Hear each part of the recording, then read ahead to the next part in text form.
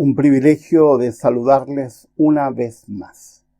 Gracias a todos a quienes nos siguen semana a semana con las reflexiones que hacemos en función de la Escritura. Intentamos encontrar en la palabra de Dios mensajes positivos que nos ayuden a vivir la vida de una forma también adecuada, equilibrada, sin caer en fanatismos religiosos que no sirven absolutamente para nada. Buscar el equilibrio en religión es andar sobre una cuerda floja y es intentar vivir constantemente en un proceso donde no nos debamos ir ni para un lado ni para otro. Quiero agradecer a todos los que nos apoyan, a todos los que han colaborado con el proyecto de Ayúdanos con una botella de agua para poder mejorar nuestros equipos. De hecho, lo estamos haciendo, estamos incorporando un nuevo computador para poder editar, que es una de las cosas que nos lleva más tiempo. Compramos una antena especial, yo vivo en el campo, la señal era muy mala, tenía que ir a una zona cercana a pedir a otras personas que me ayudaran para poder subir los videos a internet porque la conexión era muy lenta.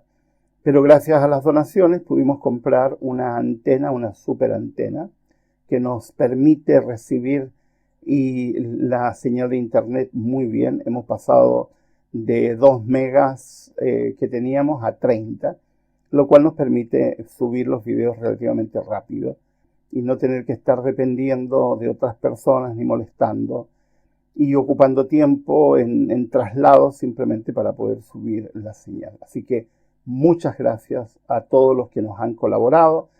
Seguimos en la campaña porque todavía nos quedan cosas que solucionar, pero muchísimas gracias. Semana a semana lo que hacemos es estudiar la palabra. No estamos intentando convencer a nadie de pertenecer a una iglesia, a una denominación. No, lo único que pretendemos es que amemos a Dios, que nos amparemos en la sangre de Jesucristo y que apoyemos nuestra vida en las Sagradas Escrituras. Ese es nuestro propósito. Y gracias a quienes lo han entendido. Nos siguen personas de diferentes denominaciones. Nos siguen personas de diferentes países.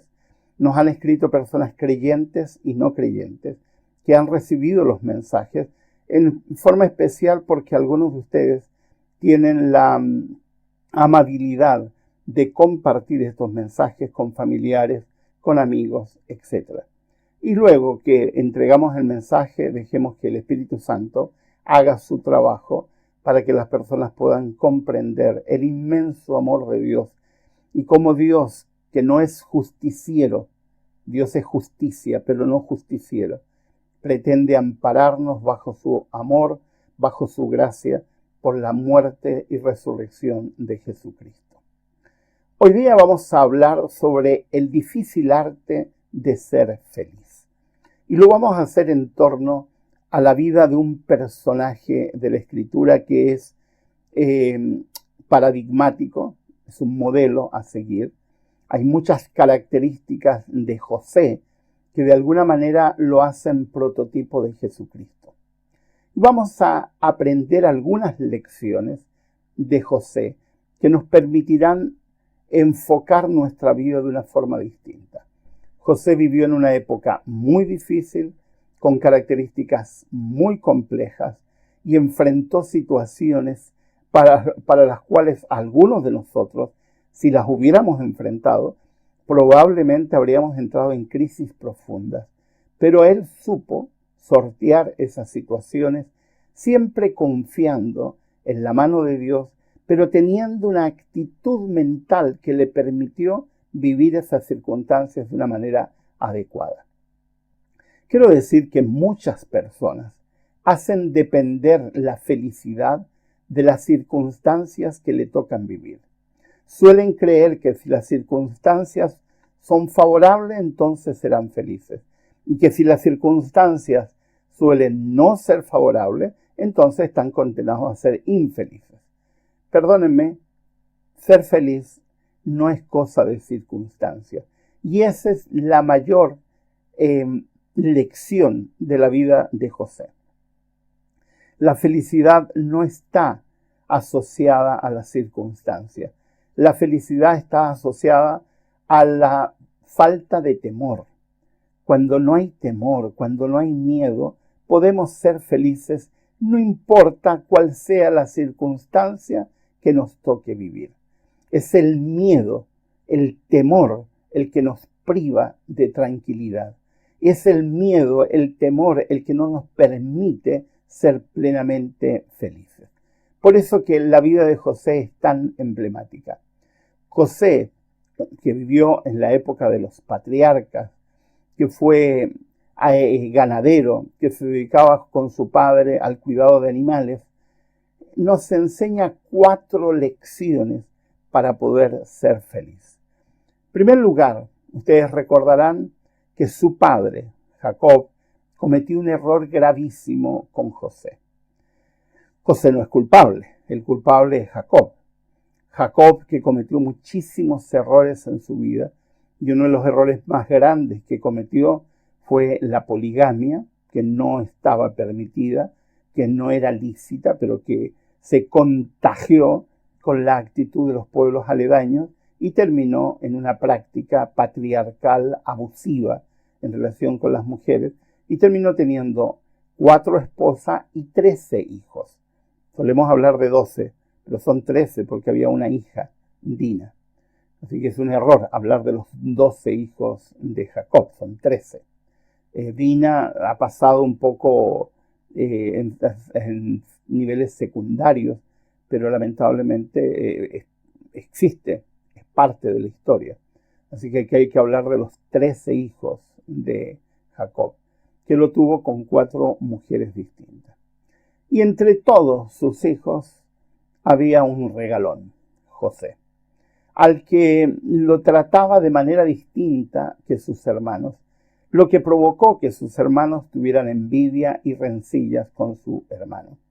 José era uno de los menores, y los menores tienen la oportunidad de cometer errores, porque eso es propio de un hermano menor equivocarse, producto de las circunstancias y porque le carecen de las habilidades sociales para no equivocarse. Así que él evidentemente cometió errores involuntarios, como por ejemplo contarle a sus hermanos los sueños que tenía sin entender el efecto que contar esos sueños tendría sobre la vida de sus hermanos. En uno de los momentos de la vida de José, sus hermanos tuvieron que ir con el ganado lejos, que era práctica habitual, iban siguiendo un poco por las estaciones y un poco por las lluvias y el tiempo, toda esa zona de Palestina actual o de zona de Jordania, todo ese sector es semiárido. Por lo tanto, ellos iban a los lugares donde iban encontrando pastos, a veces desplazándose distancias muy largas y por meses. Y en una de esas, el padre envió a José. Ustedes conocen la historia. Sus hermanos se confabularon para matarlo. Y uno de sus hermanos mayores, con la intención de salvarlo de la muerte, eligió o convenció al resto que en vez de matarlo, mejor lo vendían. Y de alguna manera sacaban algún tipo de dinero y podían no cargar sobre sí mismos esa culpa de haber asesinado a su propio hermano. Así que lo metieron a un pozo y esperaron que pasara, porque pasaban por esos lugares caravanas de comerciantes que iban en dirección a Egipto, y a una de esas caravanas de ismaelitas, los originarios de los árabes, le vendieron a José. ¿Se imaginan? José, que tendría entre 15 y 17 años, ver cómo sus hermanos, sus propios hermanos, lo venden como esclavo. El dolor que tiene que haber sentido José mientras veía cómo se alejaba la caravana, él iba amarrado y veía cómo a la distancia iba desapareciendo el contexto en el cual se había criado, los cerros detrás de los cuales estaba su familia, su padre, y todo lo que él había amado hasta ese momento. En ese instante, José tomó una de las decisiones más importantes de su vida y probablemente una de las decisiones que marcó el resto de su vida. Eligió no permitir que las amarguras y tristezas lo hicieran vivir con anticipación imaginaria, es decir, pensando lo peor de su futuro. Eligió concentrarse en lo mejor y eligió hacer lo mejor posible para honrar los valores y principios que había adquirido en su hogar y que pese a las circunstancias iba a intentar vivirlo, porque pensó que de alguna manera Dios iba a guiar el proceso, así que no se imaginó el futuro con amargura y tristeza, sino que pensó que en su futuro había algo importante y había algo trascendente. Evidentemente, por años, eso fue simplemente una ilusión. Pero ¿qué hizo José? Pensar que Dios tiene sueños para nosotros. Creer que aunque las circunstancias sean difíciles, Dios prevé algo para nuestras vidas y siempre es lo mejor. Por lo tanto, se concentró en hacer bien lo que tenía que hacer. Fue vendido como esclavo a la casa de Potifar. Fue trasladado a un hogar de gente rica y fue ganando confianza. ¿Pero por qué? No por artimañas, ni por mentir, ni por crear mal ambiente, ni por tramar conspiraciones, como algunas personas hacen creyendo que de esa forma van a lograr éxito. No, la forma, que es una forma que tiene una gran enseñanza para nosotros hoy, ganó un puesto como mayordomo de la casa de un personaje importante de Egipto, haciendo bien su trabajo de esclavo. No se olviden que era esclavo. Y haciendo bien su trabajo, se ganó la confianza de Potifar al grado de que toda la propiedad de Potifar pasó a las manos de José. ¿Y por qué? Por una razón. Porque no imaginó su futuro en términos de tristeza y amargura y decidió creer que esos sueños que había tenido de alguna manera le auguraban un futuro diferente. Y se concentró en hacer bien las cosas. Y hay una lección para nosotros. ¿Estás viviendo circunstancias difíciles? Concéntrate no en vivir en función de un futuro tétrico negro. Concéntrate en hacer las cosas bien hoy. No importa cuán difícil sea lo que te toque hacer. Porque si haces bien las cosas hoy, de alguna manera eso va a pavimentar tu futuro para que puedas augurar un futuro diferente. Qué triste que la gente empieza a rumiar amarguras, empieza a pensar en un futuro tétrico y deja de entender que para poder tener un futuro positivo, próspero, necesitas hacer bien las cosas hoy. Hoy. Recuerdo un incidente que viví en Argentina mientras trabajaba en una universidad cristiana. Vivimos una crisis económica horrorosa. Perdónenme, queridos hermanos argentinos, pero Argentina vive de crisis en crisis de hace décadas. Y viví la crisis desde la Rúa, que de pronto el dinero se devaluó a tal grado de que recibías el sueldo y a los 2 días el sueldo no te servía absolutamente para nada. Y hubieron cientos y miles de despidos porque los empresarios no fueron capaces de mantener a flote sus empresas. Y en ese contexto, estando en el aeropuerto de Ezeiza en Argentina, entablé conversación con una persona mientras esperábamos un vuelo. Y al poco rato me enteré de que estaba conversando con un empresario que se dedicaba a la compra y venta de cueros y para calzado. Y exportaba desde Argentina cueros, los llevaba a otros países y en ese momento iba en un viaje de negocios. Y nos pusimos a conversar. Yo le dije que era cristiano, que intentaba vivir mi vida bajo valores y principios. Y él me dijo, ¿sabe qué? Yo tengo dos empleados que son cristianos, dos empleados que no los perdería por nada. He despedido casi al 40% de la planta. Tenía una planta donde preparaban el cuero y lo dejaban listo para ser utilizado en calzado. Y me dice, a esos empleados son mi mano derecha.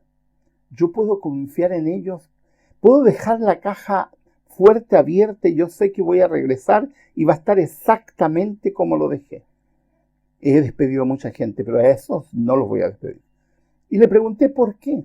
Bueno, no solamente es por confianza, me dice, sino porque son gente que me da aire positivo. Él me habló de aura, y que es un concepto nuevarista, pero la idea me da esperanza. Esa gente es positiva, siempre buena onda, siempre con una actitud de no importa, vamos a tener tiempos mejores.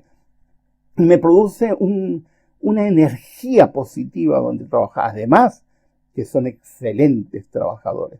El día que yo necesite traspasar mi empresa porque ya tengo que dejarla y descansar, porque ya era un hombre ya de cierta edad, uno de ellos dos va a ser el encargado de la empresa y el otro va a dedicarse a viajar para poder seguir con el negocio de la exportación de cuero.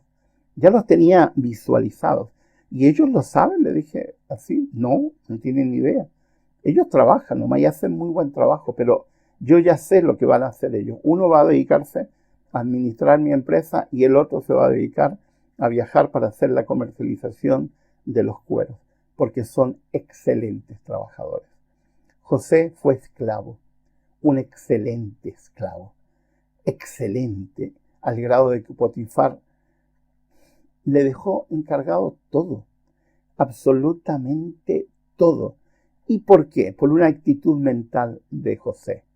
No permitió que su imaginación lo hiciera imaginar un futuro negro. Siempre pensó que aunque no entendía lo que estaba viviendo, Dios tenía para él algo mejor, pero él tenía que hacer su parte haciendo bien su trabajo en el día a día. Y ustedes conocen la siguiente parte de la historia. Estando en casa de Potifar, la esposa de Potifar se enamoró de José y le hizo esa trampa absurda de intentar seducirlo. Y José no cayó en esa trampa y fue acusado de una manera injusta de haber intentado violar a la esposa de Potifar. Potifar sabía, tenía la certeza absoluta de que José era inocente. Pero se encontró en una encrucijada, en un callejón sin salida, porque la pena que necesitaba recibir José por la acusación tan grave que había recibido era la muerte. Y Potifar podría haberlo matado sin ningún escrúpulo, porque además de ser esclavo, él, como dueño de José, tenía derechos de vida y de muerte sobre José. Pero en vez de matarlo, como correspondía a la ley de su tiempo, decidió enviarlo a la cárcel. No sé qué habrá pasado con la esposa, porque seguramente él supo y entendió de que era una mentira, porque si no hubiera creído que fuera una mentira, lo habría asesinado. Y fue enviado a la cárcel. Y allá partió José a la cárcel. Y vemos la segunda actitud de José. Había sido vendido por sus propios hermanos, engañado por sus propios hermanos, traicionado por sus propios hermanos. Había hecho su mejor esfuerzo y habían pasado años en la casa de Potifar, y cuando él pensaba que todo era luz al final del túnel, le ocurre lo que ocurre y va a dar a la cárcel. Y podría haberse quedado en la cárcel en un rincón amargado, rumiando amargura, pero en vez de eso siguió con la misma actitud. Y aprendemos la segunda actitud de él. No contaminó su presente con su pasado. No permitió que la traición de sus hermanos, que la traición de la esposa de Potifar contaminara su presente, así que eligió ser positivo en medio de las circunstancias que le tocó vivir. ¿Se imaginan ser positivos en una cárcel? En una cárcel que no tenía derechos, porque el concepto de derechos de los reos es un concepto contemporáneo del siglo XX y no de cualquier momento, es a partir de la década de 1950, recién, cuando empieza a producirse derechos de los reos. Pero antiguamente los reos eran tratados como escoria, sin derechos. Y estando en la cárcel, con esa actitud positiva, yo me imagino siempre a José cantando, silbando, haciendo las labores que tenía que hacer como reo, que probablemente le tocaba limpiar o le tocaba hacer, no sé, no habían letrinas, así que seguramente le tocó limpiar letrinas o le tocó, me imagino, las tareas más horrorosas dentro de la cárcel. Pero siempre con una actitud positiva, al grado de que poco a poco se ganó la confianza del alcaide, es decir, de la persona que dirigía la cárcel. Y poco a poco el que era esclavo, que estaba acusado de un delito gravísimo, se ganó la confianza del alcaide y pasó de ser el mayordomo de la casa de Potifar a ser el encargado de la cárcel. Y le encargaron la cárcel. ¿Se imaginan eso? Un preso encargado de la cárcel. Es como poner a un ladrón a cuidar la caja fuerte, porque él podría haberse arrancado, él podría haber planeado alguna actitud, alguna cosa para huir, pero no lo hizo. Y siempre con una actitud positiva, porque no permitió que todas esas cosas negativas lo afectaran. ¿Cuánta gente vive rumiando amargura? ¿Cuánta gente vive anclada al pasado malo que le ha ocurrido sin gozar del presente y poniendo bruma oscura en su futuro? ¿Por qué? Porque su actitud mental no es la adecuada. José nos da una gran lección. Nos enseña de que contaminar el presente con el pasado es absurdo. Es entrar en un camino del cual es difícil, muy difícil salir. Fue esa actitud mental la que le permitió continuar. La primera actitud mental es no permitir que la anticipación imaginaria gobierne su vida. No imaginar lo peor, sino prever lo mejor. Y lo segundo, no contaminar su presente con su pasado, que en su caso era difícil, era complejo. Ahora, estando en la cárcel, viendo a otros presos, estando en relación con otras personas, José no se dejó aplastar por el dolor, por la amargura, por el sufrimiento. ¿Por qué? Tercera actitud. Entendió que el sufrimiento es parte de la vida y que tenemos que incorporarlo positivamente en la vida de forma que saquemos de allí lo mejor. Ustedes conocen la historia. Estando en la cárcel, conoció a dos funcionarios del rey que estaban allí y que no sabían sobre su futuro. Y José escuchó los sueños que ellos tenían y les reveló, no porque José tuviera un poder especial, sino porque fue inspirado por Dios para darles el sentido de esos sueños, que era muy propio de la época confiar en los sueños. Hoy día ya entendemos, gracias a los estudios, la función que tienen los sueños, que en realidad tiene que ver más con las preocupaciones cotidianas que afloran en nuestro subconsciente cuando estamos durmiendo. Pero en ese tiempo se tenía otra idea, por lo tanto, en el contexto de esa idea, José mostró lo que iba a ocurrir, que evidentemente ocurrió, y que probablemente esos hombres lo intuían y por eso que surgía en sus sueños.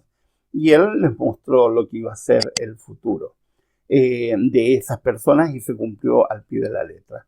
Pero José lo hacía todo con una actitud positiva, porque entendía que el sufrimiento es parte de la vida, no es algo ajeno a la vida, que el sufrimiento es algo con lo cual tenemos que lidiar todos. Todos los seres humanos estamos expuestos a la muerte, estamos expuestos al dolor, al sufrimiento, a la traición, a la posibilidad que nos difamen, de que personas malintencionadas hablen mal de nosotros, que personas que nos dicen amar nos maltraten, etcétera, etcétera. Y entender con una actitud positiva que esa es parte de la realidad que tenemos que enfrentar y asumir la actitud de que no importa cuál sea la situación, intentaré sacar lo mejor posible de esa situación, fue una lección de vida de José. Yo recuerdo una queridísima amiga, entrañable amiga, que era la preceptora del internado de señoritas en la institución cristiana en la cual yo estudié cuando yo estudié. Era una mujer de muy baja estatura, que había nacido con un problema de enanismo, que tenía problemas graves a los huesos, que desarrolló con el tiempo problemas graves a los riñones y tuvo que ser dializada. Y siempre la admiré. Una, porque tenía una habilidad para encontrar las cosas positivas de la vida extraordinaria. Segundo, porque desarrolló la habilidad de contar historias. Y Betty contaba unas historias extraordinarias y a veces nos tenía a todos los estudiantes varias semanas con una historia y nos iba contando de a pedacitos la historia y nos dejaba la historia en el clímax. Y todos quedamos así con esa sensación de que ya nos dejó nuevamente y nos dejaba enganchados para el siguiente, como las series de hoy día. Pero esta era serie hablada, que suelen ser más interesantes porque uno utiliza la imaginación para reconstruir la historia. Ella se enfermó, se jubiló y se enfermó gravemente. Tuvo que ser dializada durante años.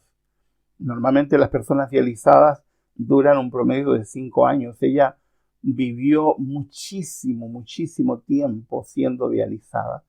Y la diálisis le fue provocando paulatinos problemas al corazón, problemas a la piel, problemas al aparato respiratorio, etc.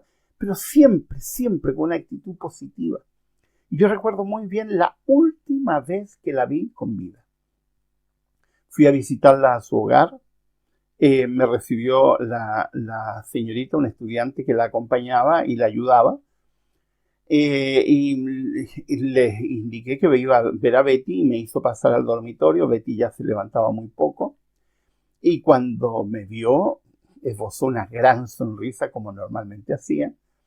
Y la observé que estaba con un aparato que le habían instalado, con un teclado y un computador.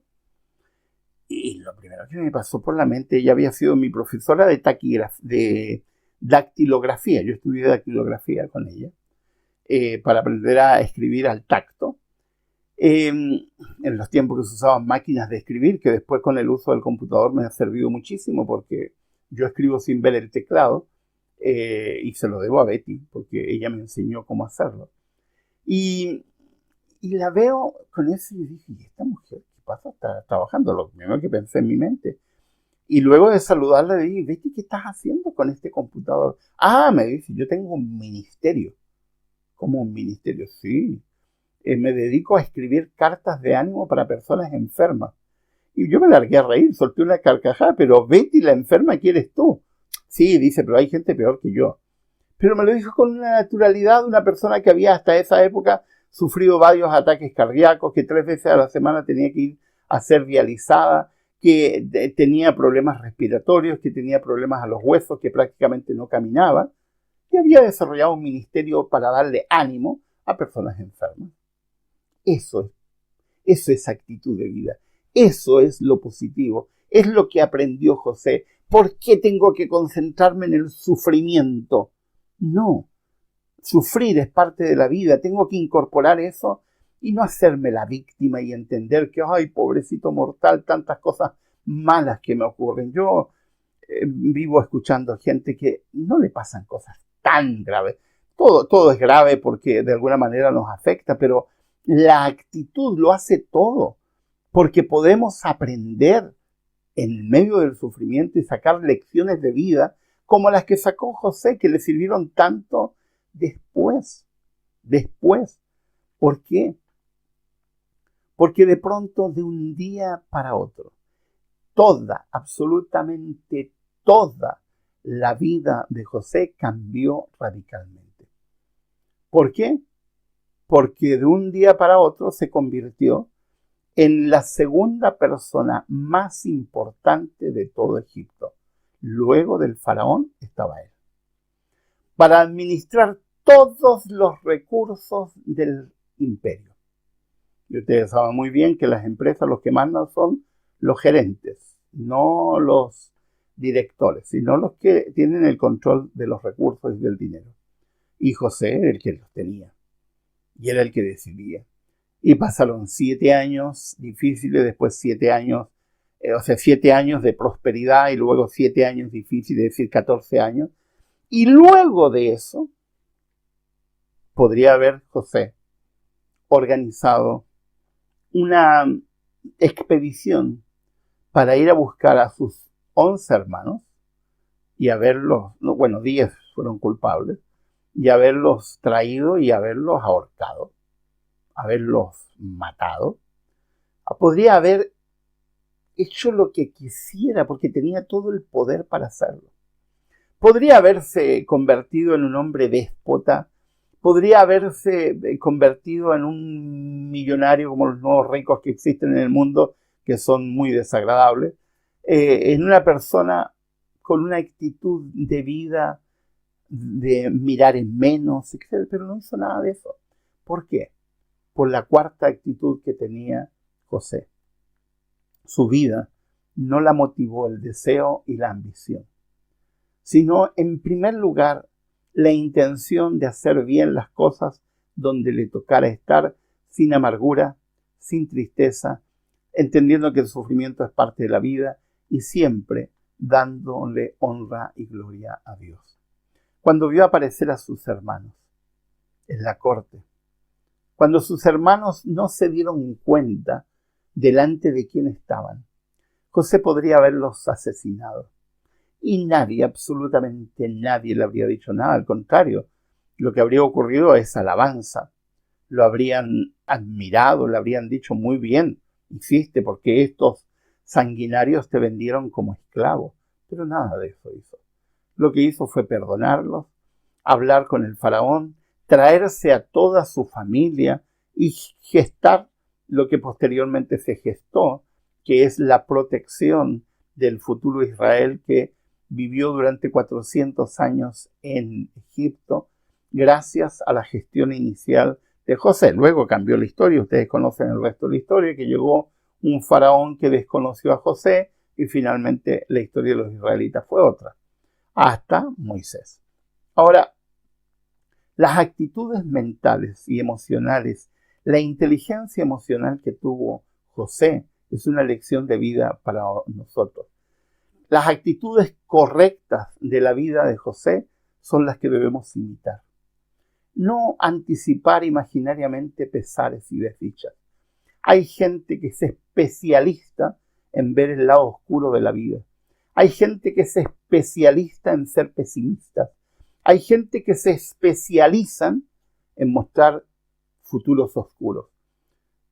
Yo vivo admirado de los que leen mal la profecía bíblica y lo único que prevén en el futuro es desdicha y calamidades, cuando eso no es lo que aparece en el futuro. En el futuro hay un porvenir extraordinario para los creyentes. Es extraordinario. Y algunos dicen, ay Señor, que el tiempo del fin, qué lindo que viene el tiempo del fin. Bendito tiempo del fin, porque después viene Jesucristo y se acabó. Las personas con una actitud correcta no anticipan imaginariamente pesares y desdichas. La segunda actitud de José no permitió nunca que su pasado difícil en la casa de Potifar como esclavo, la traición de sus hermanos, la traición de la esposa, porque no fue Potifar actuó bien, lo envió a la cárcel porque no tenía otra opción, porque tendría que haberlo matado, no permitió que esas circunstancias contaminaran su presente, siguió siendo positivo, siguió siendo una persona dadivosa, siguió siendo una persona que hacía bien las cosas, disciplinada, con una actitud positiva en la cárcel, y se convirtió en el segundo en la cárcel. ¿Por qué? Porque nunca permitió que el pasado contaminara su presente. ¿Has tenido un pasado difícil? Bienvenido al club. Todos los seres humanos, de un modo u otro, hemos tenido pasados difíciles. Pero si permites que tu pasado controle tu presente, te estás equivocando. Te estás equivocando rotundamente, y José no cayó en ese error.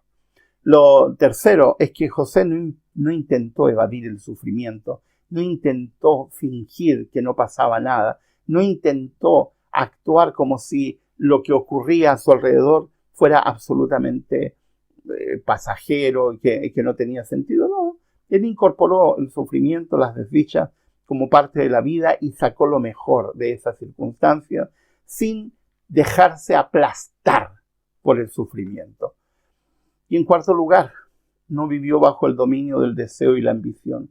Por eso es que cuando se convierte en el segundo al mando en Egipto, actúa con bondad, actúa con una actitud perdonadora, actúa con equilibrio, ganándose el favor de toda una nación, no solamente del faraón, de toda una nación, y la admiración de todos los pueblos aledaños a Egipto, que vieron en ese hombre un individuo que los salvó de la peor hambruna que pasó la gente en esa época.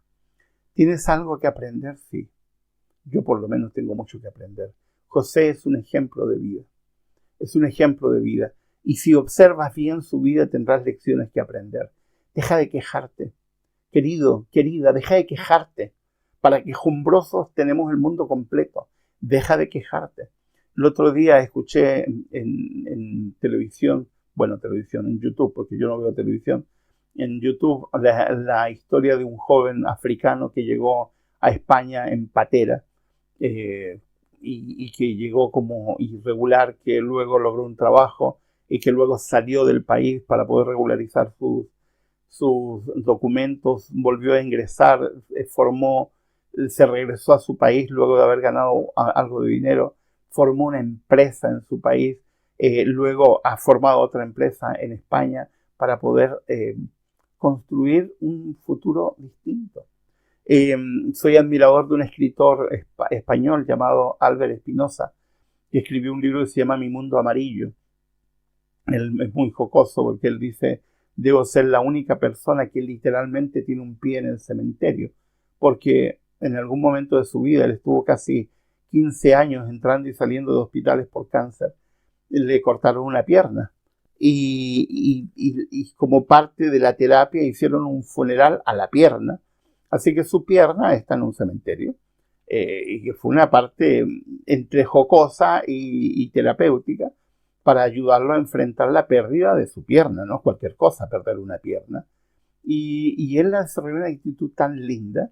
En su libro Un Mundo Amarillo él cuenta sus experiencias de adolescente, de joven adulto, sin una pierna, después convirtiéndose en ingeniero, luego convirtiéndose en escritor, de cómo sacamos lo mejor del sufrimiento, lo mejor de las experiencias que nos tocan vivir. Hay muchas y muchas historias que nos pueden permitir construir una vida distinta. Deja de quejarte, deja de quejarte, deja de actuar como víctima, conviértete en sobreviviente, en resiliente. No importa cuál sea la condición que te haya tocado vivir, no importa cuál sea la circunstancia, toma lo mejor de la circunstancia en que estás, concéntrate en un futuro positivo y ya verás que como José tendrás recompensa al final del camino. Que Dios les bendiga, que el Señor les acompañe, que su bondad y su misericordia estén con nosotros. No olvides suscribirte al canal para que te llegue la información cuando publiquemos otro video. Si quieres, comparte este video con otros que crees que pueden ser beneficiados. Y muchas gracias por acompañarnos semana a semana en nuestro canal.